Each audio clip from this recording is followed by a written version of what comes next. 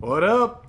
Today I just wanted to shoot a super quick video on how to know exactly what to say in your case studies and really any other story you're using for marketing in general.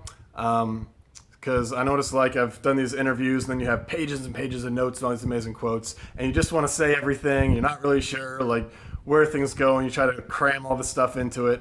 I've done that and it's not the good way to go because it just winds up like overwhelming the reader, and that's why you really want like a compelling story that sort of builds momentum and excitement. And so this is how you do that.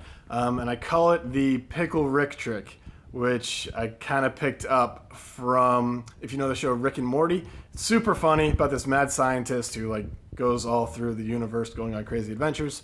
And there's an episode where he turns himself into a pickle, and that's become like one of the most famous episodes. And I was listening to the show creator talk about it, and he said that in the writers' room they're all just kind of pitching ideas, and one of the writers was like, "Okay, what if he turns himself into a pickle?" So then they started going like, "Okay, so why would he do that? And then what would happen next?" And so from that one little idea is where the entire episode they just kind of like started building stuff around that. So you can do the same things with your case studies. And so what you want to do is, I talked about this in part 8 of this series of random tips. You have the climax moment, right? The moment where like they hit their goal, where they go, "Oh my God, I can't believe I did this." Like they achieved what they wanted to achieve through your product, or at least like if they didn't achieve what they wanted, maybe they found like something else that was even better that they got.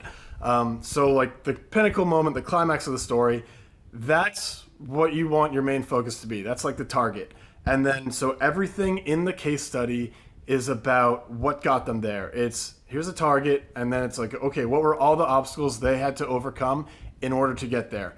And it could be internal, it could be their own fears about what they had to go through, it could be external, other people telling them they're stupid for doing this, or whatever it is, society. This, and also it's a great idea to have little like common enemies that they had to overcome. That's a video for another day. So yeah, and then that becomes your focus. So anything that isn't in line with did this help them move towards that goal? Was this an obstacle they had to overcome to get to that goal? If it doesn't fit in that, cut it from the case study. Save it that's another story for another day. I've do this all the time. There's these great quotes. I'm just like, it just doesn't fit in with the narrative. So you just kind of put them aside and save them for later. So that was a lot of words, recap to figure out what to say, focus on the climax moment, and just build out your story from there. Mostly focusing on the obstacles that the person overcame. And if you like this and want to hear some more advice things, you can check out my site, thepdcopywriter.com. Soon to be marketing with Brian as soon as I get on top of that. And I don't know, take care. Peace.